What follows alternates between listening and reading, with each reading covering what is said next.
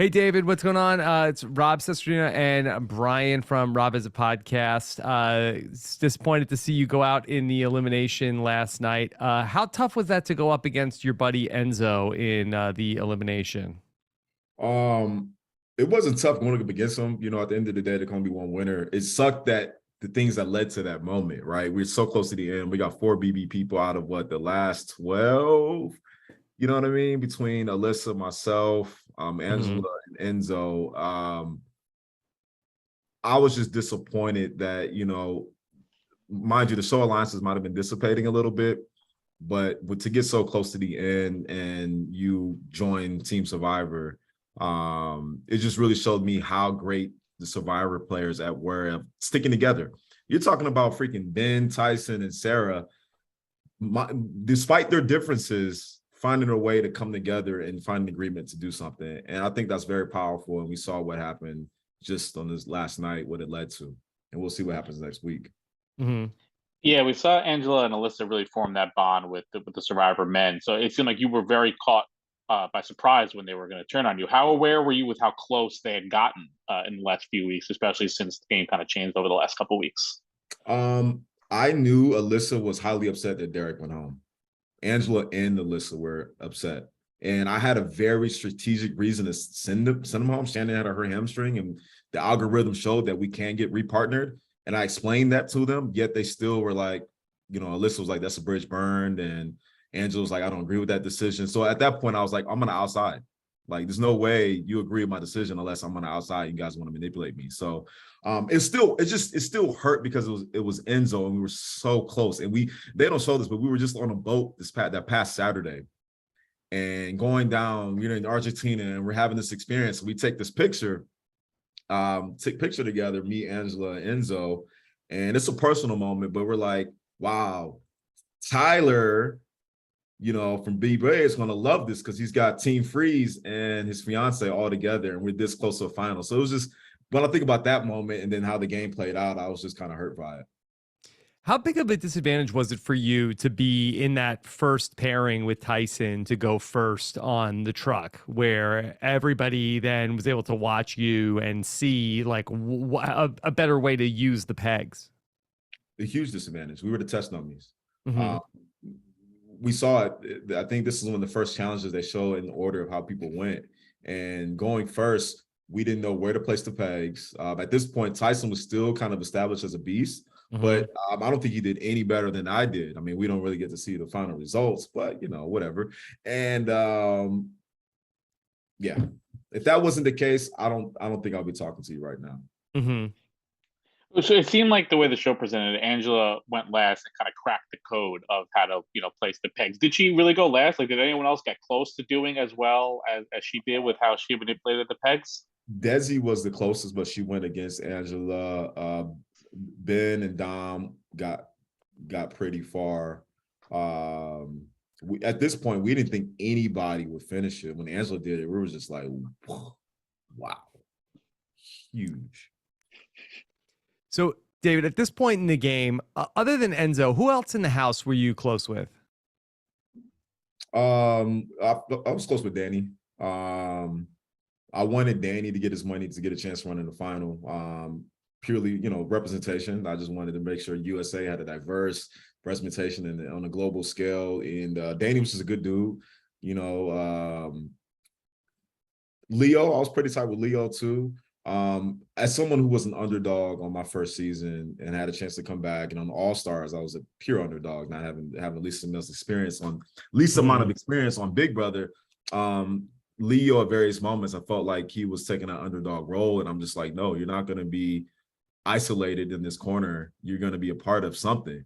And so me and Leo are pretty tight. Wish he would have won that freaking thing. So the next step that TJ keeps talking about is like the Challenge World Championships, which I think you kind of just alluded to, where it seemed like from our indication, like maybe the winners will just go on, or maybe there'll be a larger group. Was there any talk about what like these Challenge World Championships would look like, and did that factor into anyone's decision making or thought process, or everyone just kind of like this season focused? No, we were all discussing like getting to the next level, training this summer to prepare for it, training your weaknesses. We don't know what that looks like. We don't know, obviously people have lives outside of reality. So what They if do? yes. At least we try to, Yeah. but you know what I mean? Like, and if you for some reason can't do it, does that mean someone else gets to, so there's a lot of things up in the air. I don't know what can happen. I'm training as if there could be an opportunity, whether it's that season 2 or the MTV version. I am on a different level physically than I was just 3 months ago. If you guys are following me on Instagram, you will see it. I probably ran 300 miles so far this summer. Wow. Yeah, it was motivating. When you're so close, it's almost like a team that's almost in the playoffs, right? You're this close to the playoffs, this close to the final. And like, if I just would have had a little bit more, you think about that. And that's all I'm thinking about all summer long. Like, what I could have brought to the table if I were more prepared, more ready, could swim better, had more endurance. And then combine that with the I was mentally strong, right? I knew I had doubters the entire time, but I just was more fuel. So you combine all of that. If there's another opportunity, David 2.0 is going to be a fucking dangerous, yo. Oh my God.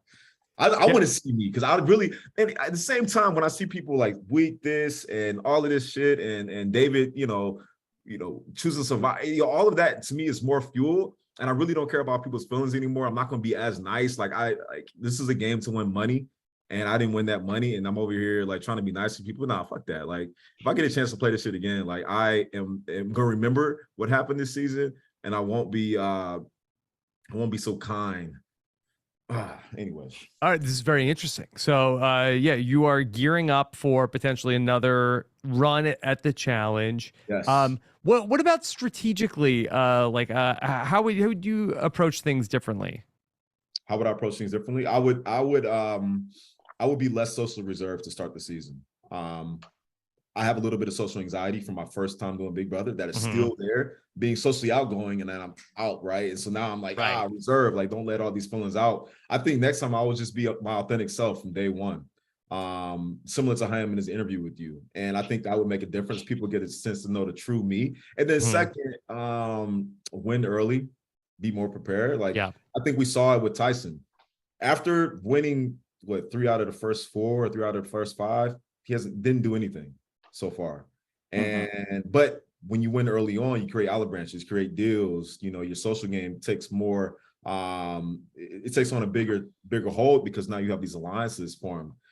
I would approach it that way if I get a chance to do it again. So who would you come for? I thought you said you would trying to like get a little revenge. Like who would be your main target? You come back and you see some of the same people from the season. Who would you mainly go after? Oh, I would go for anybody who said I was weak or viewed me as a weak player. Like, let's review the tapes. I think Tyson said it at least one time. Let's get rid of the weak players. We got David, this person who I think Angela alluded to me being weak at some point. A few others, but they were gone before, well before I was gone. So I'm just not even worried about them. But a lot of those people, a lot of the doubters, the people who just kind of saw aesthetically, I probably didn't give them the best indication based on my aesthetics. But I think outside of that, I was like, maybe the 4th or 3rd fastest swimmer. And, just so many different moments on the show that they don't see that I really showed them. Oh, but I would go out. Gotta get you back out there. You gotta get you back out there. Man, come on. Oh my God. Yeah. David, any fun moments from the house that you remember that we didn't get to see? Fun moments. I would say one of the best moments is when we was on the boat, going down the river. It was a Saturday, and the food, like, we didn't really eat that well. So this is the first time we got really, really good food. We're on the boat. We're literally viewing the culture of Argentina. Like, we're in this compound. We're locked away. We're out of bus around the city, but we really get to see people living. I think for me, that was the most fun, cool moment. I actually felt like I had gotten to a point in the game where it really mattered, and it really made it a great experience. All right. Brian, anything else for David? No, that's it. I love this. Love your fire. Love your passion. Hope to see you back out there season 2, or whatever the next edition we can have you on. All right, Yeah, David. me too. Yeah, thank you so much for making time. All the best outside the show. Okay. Thank you, Rob. Rob, nice freaking setup, man. Oh, David, thank you. I was gonna say the same to you. Yeah, look at the lighting. Damn. All right. All right, David, thanks so much. Take care. All right. Bye.